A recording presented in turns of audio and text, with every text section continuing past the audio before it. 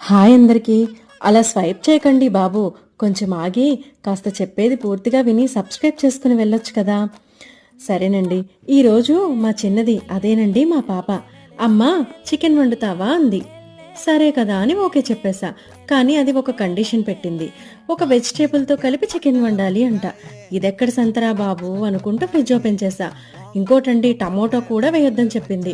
సరే అని వెజిటేబుల్స్ చూస్తూ ఆలోచిస్తుంటే నా చేతికి ఒక ములక్కాయ అయితే దొరికేసింది. చిన్నప్పుడు మా అమ్మ గుడ్లు ములక్కాయ కలిపి వండిన కూర గుర్తొచ్చింది. సరే అలాగే చేద్దామని చెప్పేసి చికెన్తో పాటు ములక్కాయ కూడా వేసి వండేద్దాం అనుకుని ఇలా చేసేసాను.